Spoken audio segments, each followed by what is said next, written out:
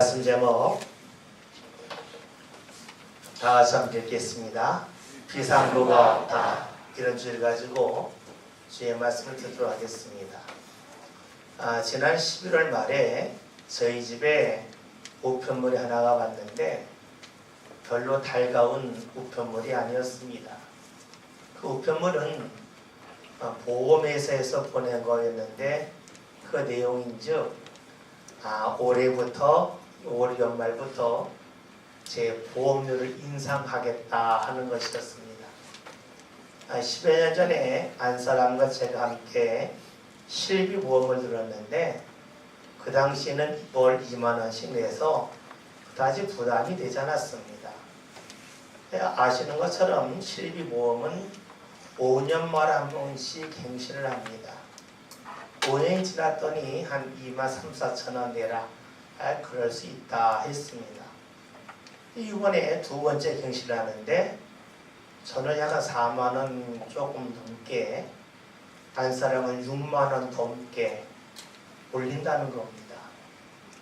인상을 해도 어떻게 200~300%를 인상하나, 혹시 뭐가 잘못된 거 아닌가 해서 보험회사에 전화를 했습니다. 이렇게 많이 올랐나 물어봤더니 한 이야기가, 제 나이가, 저희 안사람의 나이가 병원 많이 갈 나이라는 거예요. 그전에는 병원을 별로 안 가기 때문에 통계적으로 적게 봐도 되지만 이제는 병원에 많이 갈 수밖에 없는 나이니까 보험료를 올릴 수밖에 없다는 겁니다. 좀 화가 나서 그러면 다른 보험회사 들어야지 하고 연락을 취해봤어요. 다른 보험회사에서 한 이야기가, 우리는 더 비쌉니다, 그냥 들던데 드세요 라고 이야기를 하더라고요. 생각해봤더니 적지 않은 액수를 매달 보험회사에 납부해야 됩니다. 이걸 할까 말까 고민을 했습니다. 그러다가 그냥 유지하기로 했어요. 왜냐하면 아직까지 자녀들이 출가하지 않았으니까 자녀들에게 내가 해야 될 일도 있고 또 아직은 좀 더 살아야 되겠다 하는 마음이 있어서 그냥 보험을 들기로 했습니다. 또 하나는 주위에 있는 사람들을 보았더니 큰 어려움을 닥쳤을 때에 이 보험이 있느냐 없느냐에 따라서 대처할 수 있는 길이 달라짐을 보면서, 그래 적지 않은 돈이지만 때로는 부담이 되는 돈이지만 보험에 계속해서 가입하며 계약을 유지해야 되겠다는 생각을 했습니다.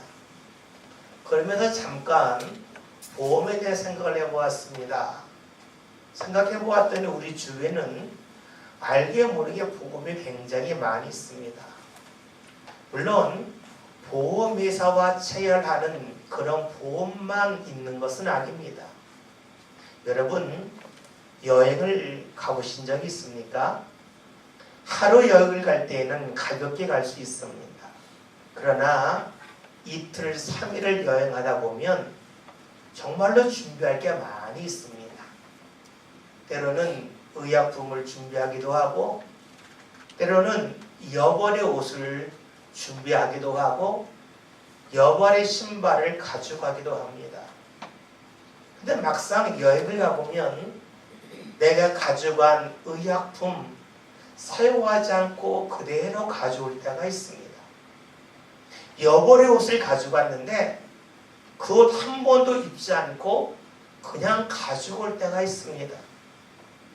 여행이라고 하는 것은 짐을 가볍게 최소화해서 다녀야 되는데 우리는 그럴 때에도 혹시 무슨 일이 있을지 모르니까 여벌의 옷, 여벌의 신발, 그리고 의약품을 준비하기도 합니다.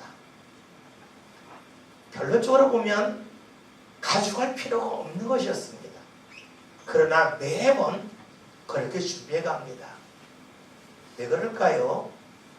그 이유는 내가 내 삶을 볼 때에 내 계획대로 되지 아니함을 알기 때문입니다.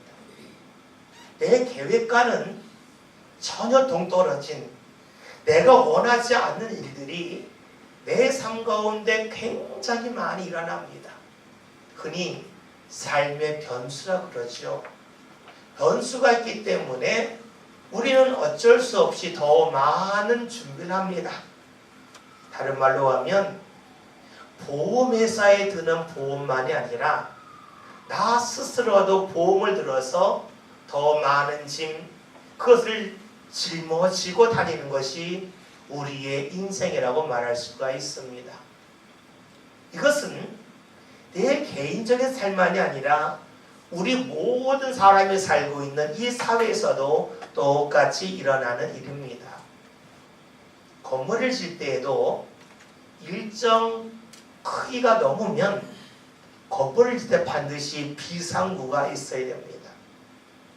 비상구는 말 그대로 위급한 일이 있을 때에, 사고가 있을 때에, 화재가 날 때에 사용하는 그 길이 바로 비상구입니다.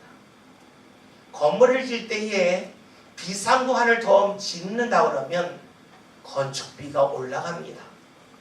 그리고 내가 사용할 수 있는 면적도 크게 줄어듭니다.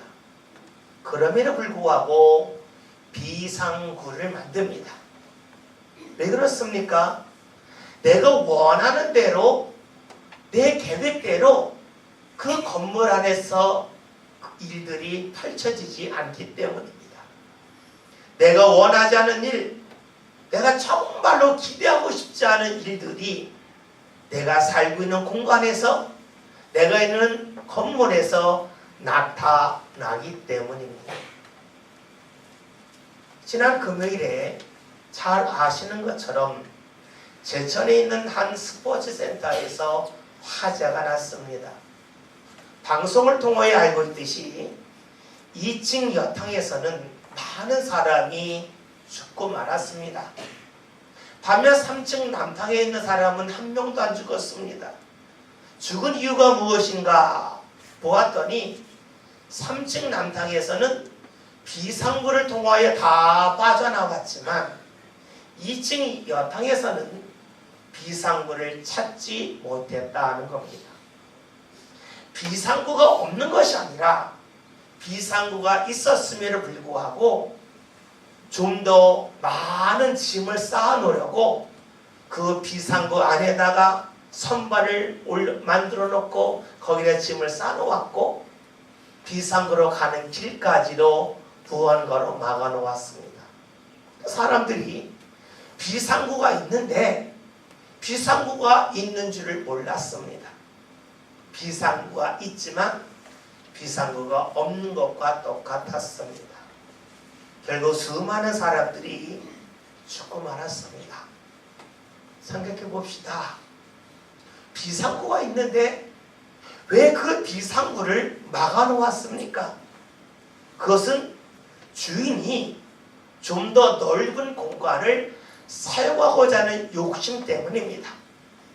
다른 말로 하면 내가 좀 더 많은 돈을 벌겠다고 하는 그 욕심이 비상구가 있음에도 불구하고 그 비상구를 막고 말았습니다. 비상구가 있는데 비상구가 없게끔 한 것입니다. 아마 주인은 자신의 건물에서 불이 날 거라고, 어떤 사고가 날 거라는 생각을 전혀 하지 않았을 겁니다. 그의 계획과 또 그의 삶의 그 의지대로 한다면 비상구를 쓸 일이 없었을 것입니다. 그러나 삶이라는 게 그렇지 않죠. 내 뜻대로 되지 않는 게 우리 인생입니다. 내 계획대로 되지 않는 게 우리 인생입니다. 그러기에 우리 인생에는 비상구가 필요합니다. 그러나 많은 사람들이 그 스포츠 센터에 운영하는 이들처럼 내 욕심, 내가 무언가 더 채우고자 하는 그 마음, 그것으로 인하여서 비상구를 가로막고 있습니다. 여러분, 욕심이 무엇입니까? 욕심은 내 입장에서만 보는 겁니다. 다른 사람 눈으로 보지 않고 내 생각대로 내 뜻대로만 보는 겁니다. 스포츠 센터를 운영하는 분이 불 안 날 거라고 생각했습니다. 내 생각이 그랬습니다. 그러니까 비상구가 있어도 비상구를 막아놓은 겁니다. 그렇습니다. 욕심은 다른 데 있지 않습니다. 내가 옳다고 생각하는가, 내 뜻이 틀림없다고 하는 것, 여러분 그것이 바로 욕심입니다. 욕심은 우리의 생각을, 우리의 마음을 어둡게 만듭니다. 그래서 욕심은 보아야 할 것을 보지 못하게 하고 우리의 삶을 어리석게 이끌고 가고 맙니다. 우리가 잘 알고 있는 야고보서 1장 15절에 욕심이 잉태한 즉 죄를 낳는다 라고 말씀하고 있습니다. 저는 이 말씀 사이에 하나의 구절이 있으면 좀 더 이해하기 쉽다고 봅니다. 욕심은 사람의 눈을 어둡게 하고 사람의 눈을 어둡게 하면 결국 죄를 범한다 하는 것입니다. 만약에 우리의 눈이 어두운 가운데 내가 길을 활보하면 어떻게 될까요? 아마 건물에 부딪힐 겁니다. 지나가는 사람들과 부딪힐 것입니다. 눈이 어두운 가운데 나오는 일은 대속적인 충돌입니다. 그런데 이 눈이라고 하는 것은 육신의 눈이 어두워서 내 몸이 다른 사람과 때로는 건물과 부딪히는 일만 있는 것이 아니라 우리의 마음의 눈이, 우리의 신앙의 눈이 어두워지면 우리는 나도 모르게 하나님과 부딪힐 수밖에 없습니다. 하나님의 말씀과 충돌한다는 것입니다. 창세기 3장을 보면 에덴 동산에 있던 아담과 여자에 관한 말씀이 나와 있습니다. 하나님께서 이들에게 하신 말씀이, 야, 에덴 동산에서 무엇을 먹어도 다 괜찮다. 그러나 동산 한가운데 있는 선악을 알게 하는 나무의 열매는 먹지 말라 그랬습니다. 그런데 여자와 남자 아담이 먹었습니다. 왜 그렇습니까? 표면적으로는 뱀이 하는 말에 넘어갔기 때문이죠. 뱀이 한 말이 무엇입니까? 야, 저 나무의 열매를 먹으면 네 눈이 밝아져서 하나님과 같아진다는 겁니다. 여러분, 이 말은 도저히 맞지가 않습니다. 만약에 그 열매를 먹어서 사람이 하나님과 같아진다면 뱀이 자기가 먹지. 왜 그걸 여자 보고 먹으라 그랬겠어요? 뱀이 그거 먹으면 악어가 되고 또 먹고 나면 사람이 되고 또 먹으면 자기가 하나님 될 거 아니에요? 논리적으로 절대로 맞지 않은 말입니다. 간혹가다 전화 올 때 있잖아요. 이 건물에 투자하십시오. 1년 수익률이 40%입니다. 우리 그러잖아요. 그럼 네가 하지. 왜 나한테 연락하나? 그런데 거기에 넘어가는 사람이 있어요. 왜요? 욕심이 들어가면 내가 보고 싶은 것만 보기 때문에 그렇습니다. 여자와 아담이 왜 하나님이 먹지 말라는 것을 먹었습니까? 욕심이 들어가니까 눈이 어두워져요. 마음이 어두워져요. 영이 어두워져요. 그러니까 어리석은 일을 하고 맙니다. 그 결과가 하나님의 말씀을 어기는 것, 하나님의 말씀과 충돌하는 것, 하나님과 충돌하는 삶을 그들이 살았다 하는 겁니다. 욕심은 우리로 하여금 하나님과 충돌하게 만듭니다. 이런 일이 창세기 3장에 나오는 여자와 아담에게만 일어난 일일까 하는 겁니다. 오늘 말씀을 보면 바울의 고백입니다. 바울이 누구입니까? 역사상 가장 예수를 열심히 잘 전한 사람입니다. 그런 바울이지만 그에게도 욕심이 있었습니다. 그 욕심이 무엇입니까? 내가 하나님 일을 하면서 인정받고 싶다는 욕심이 있습니다. 내가 하나님 일을 하면서 최소한 사람들이 나에게 뒷담하는 일 없으면 좋겠다 하는 그러한 바람과 욕심이 있습니다. 그런데 세상에서 늘 칭찬만 받는 사람이 있겠습니까? 없지요. 바울도 다른 사람이 흉보는 일을 경험합니다. 그런 가운데 그의 마음속에서 무엇이 올라옵니까? 저 사람들이 왜 저럴까? 그를 미워하고 그를 멀리하고자 했습니다. 그런데 그런 마음이 들 때마다 바울이 드는 생각이 있습니다. 야, 네 입으로 사랑하라고 했다며. 네 입으로 용서하라고 했잖아. 그런데 네는 말은 잘하는데 네 마음은 왜 네 말대로 못 사냐. 이러한 자신에 대한 그 부끄러움이 그에게 거듭거듭 몰려오기 시작을 합니다. 사람이 살아가면서 다른 사람 앞에서 부끄러운 것은 그 사람을 피해가면 됩니다. 그 사람을 안 보면 돼요. 그 사람이 없는 곳에 가서 살면 됩니다. 문제는 나 스스로 창피하고 부끄러울 때입니다. 내가 내게서 도망갈 수는 없잖아요. 내가 나를 피해갈 수는 없잖아요. 바울에게는 그것이 가장 큰 고민이었습니다.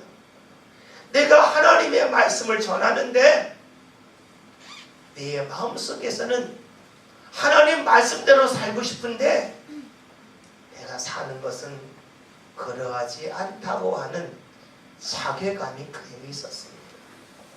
그가 이렇게 이야기를 하지요. 오늘 본문 24절 말씀을 함께 보겠습니다. 함께 했습니다. 오라 나는 권고한 사람이로다. 이 사망의 몸에서 누가 나를 건져내랴. 아멘. 바울의 고백이 뭡니까? 나는 권고한 사람이다. 다른 말로 하면 나는 피곤한 사람이다. 좀 더 구체적으로 말하면 나는 구제불능이다 하는 겁니다. 왜냐하면 자기 모순 속에 살았기 때문입니다. 마음으로는 내가 주의 말씀대로 살아야지. 나를 흉본 사람 용서해야지. 마음에 있는데 막상 딱 마주치면 그 마음에 있는 것이 사라지는 겁니다. 자신의 감정이 막 올라오는 겁니다. 감정대로 말하고 감정대로 표현합니다.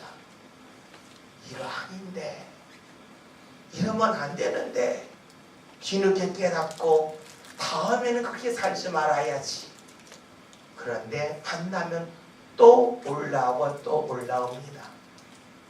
바울의 고백처럼 자신의 마음속에는 하나님의 말씀이 있고 하나님의 법이 있는데 그의 육체, 그의 몸은 그리하지 않았다 하는 것입니다.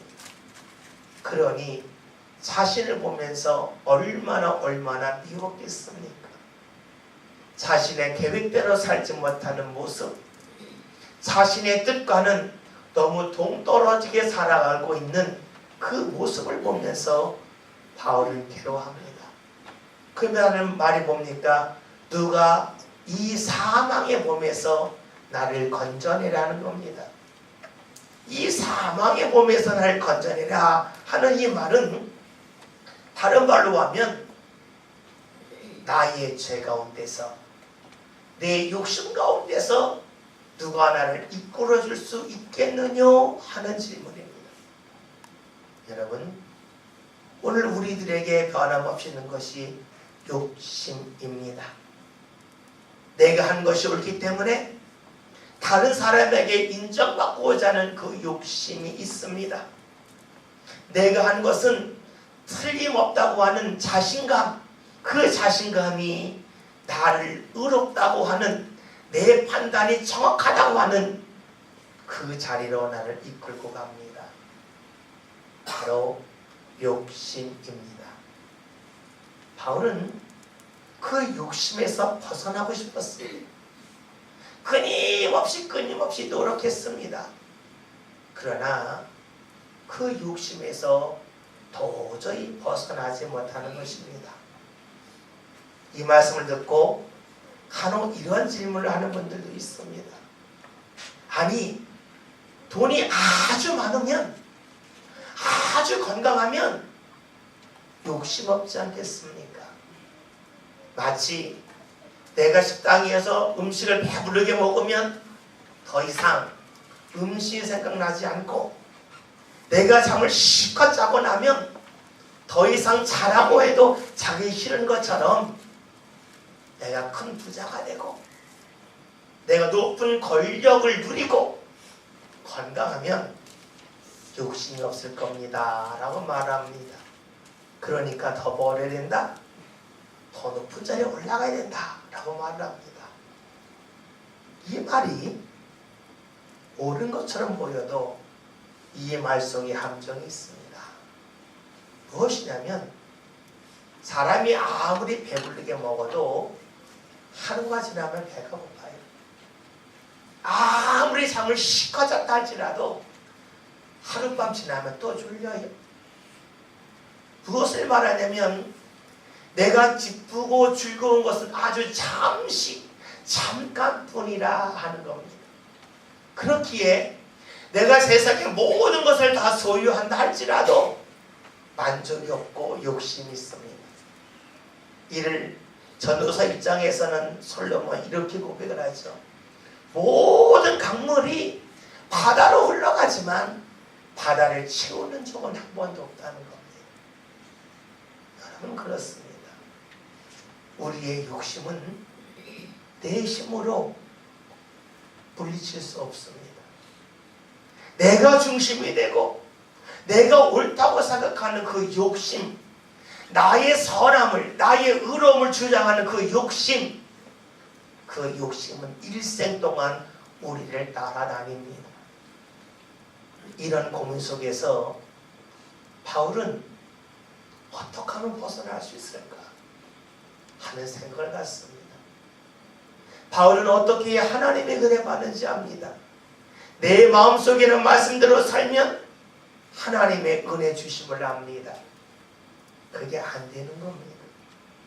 내가 하나님 앞에 어떻게 하면 은혜 받을 수 있는지 그 길을 알아요.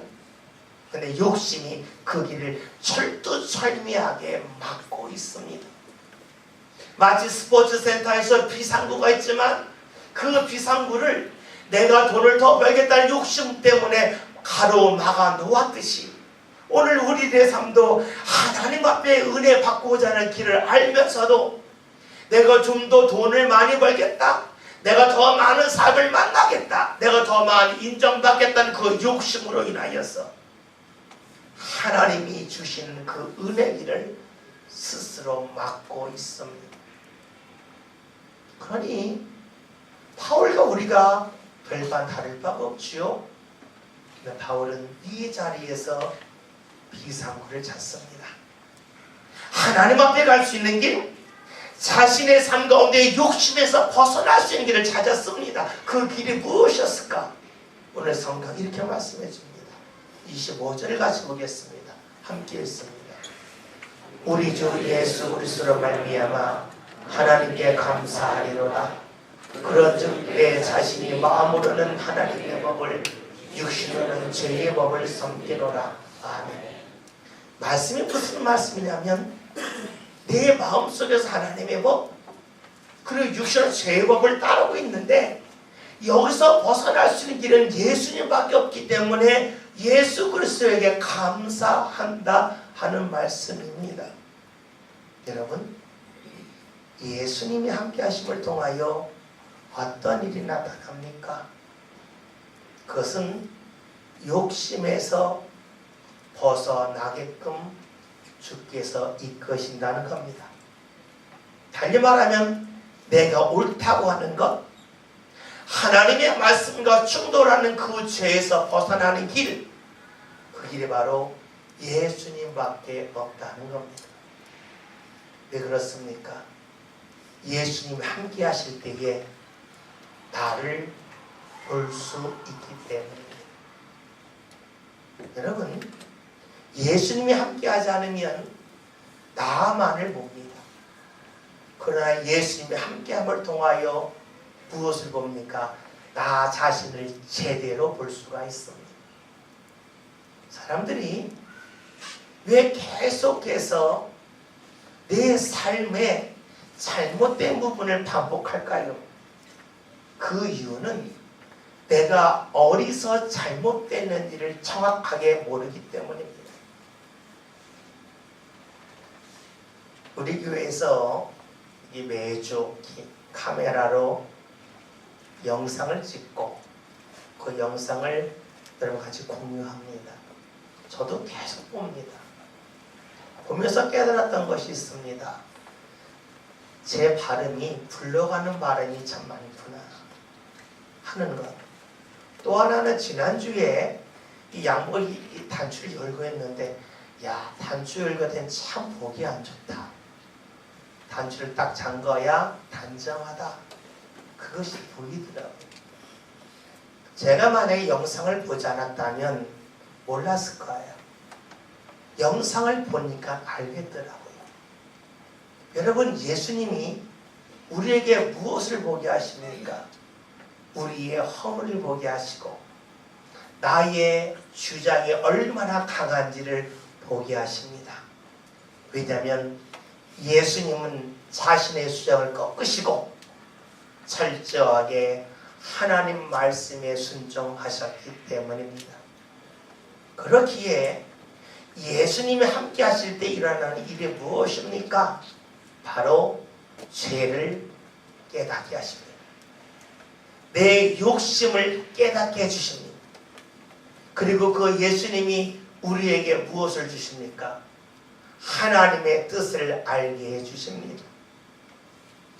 예수님이 함께하지 않으면 우리는 하나님의 뜻을 모릅니다. 인간의 몸을 입고 오신 하나님, 그 예수님이 우리와 함께 하심을 통하여 하나님이 무엇을 원하시는지, 그리고 하나님의 은혜가 얼마나 큰지를 우리에게 알게 해주십니다. 우리의 욕심을 내려놓았을 때에 하나님께서 주시는 은혜가 얼마나 큰지를 우리에게 보게끔 해주십니다. 대낮에 불을 켜는 사람들이 있습니다. 누가 켤까요? 창문을 닫은 사람들입니다. 대낮에 창문을 연 사람은 창문을 통하여 들어오는 환한 빛 때문에 그 빛이 충분하다고 여겨서 불을 켜지 않습니다. 그러나 창문을 닫고 문을 닫은 사람은 빛이 들어오지 않으니까 어렵다고 해서 불을 켭니다. 그렇습니다. 예수님 함께 하심을 통하여 하나님의 말씀의 빛을 우리에게 비춰주십니다. 그러기에 예수님이 함께함을 통하여 나 자신의 허물을 볼 뿐만 아니라 하나님의 은혜를 보게 하십니다. 욕심에서 벗어나게 하십니다. 그 욕심은 우리로 하여금 죄로 이끄는 것 아니었습니까? 예수님이 세상에 오신 이유는 우리가 죄에서 벗어나게끔 하기 위함입니다. 다른 말로 하면 욕심에 사로잡혀서 내가 늘 옳다고 내가 의롭다고 여기는 그 자리에서 벗어나게 하기 위하여 예수님이 세상에 오셨습니다. 바울은 그 예수님을 가까이 했습니다. 그 예수님을 믿고 함께 했습니다.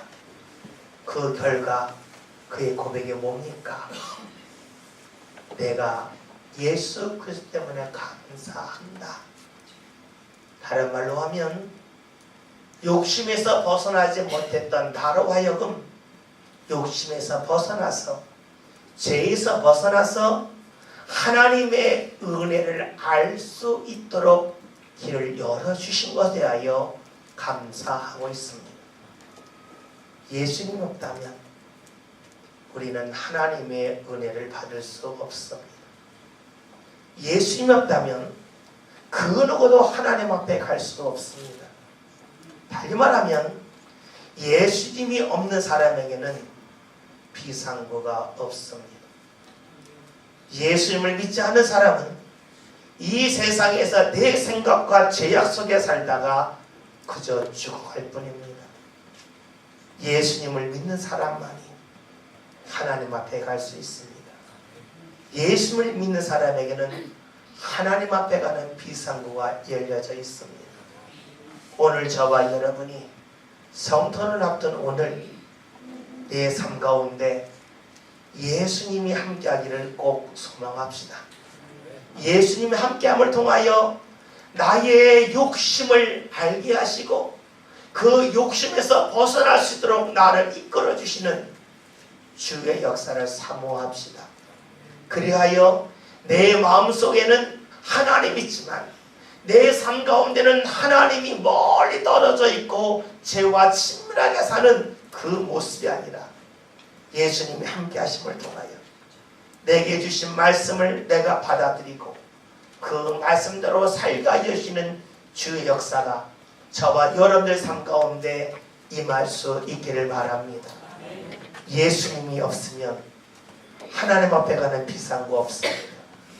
예수님을 믿는 사람만이 주님이 함께 하심을 통하여 내 욕심을 깨닫게 하시고 그 욕심을 벗어나게 하시고 그래서 하나님 앞에 가게 하시는 은혜 역사가 나타납니다. 여러분 삶 가운데 하나님 앞에 가는 비상구 있습니까? 비상구가 없습니까? 그것은 여러분의 능력이 아니라 예수를 믿고 믿지 아니함이 있습니다. 예수님 믿고 함께 합시다. 그래야 우리 삶이 하나님 앞에 가는 그 비상구가 활짝 열려져서 하나님의 생명과 평화가 저와 여러분들 삶 가운데 가득할 수 있기를 주의 이름으로 기원드립니다. 기도합니다. 오늘 저희들이 욕심에 이끌려 살고 있습니다. 알면서도 벗어나지 못하는 나 중심적인 내가 의롭다고 하는 그 삶 가운데 벗어나기를 원합니다. 오직 예수 믿고 예수님이 함께하여 주셔서 우리의 삶이 하나님을 향하여 나가는 비상구가 활짝 열려질 수 있기를 소망합니다. 예수님의 세상에 오신 성탄절을 앞두고 우리 모든 성도들 예수님 믿고 따르게 하여 주시어 하나님 앞에 가는 길이 활짝 열려지는 복된 성도들 되게 하여 주옵소서. 예수님의 이름으로 기도하였습니다. 아멘.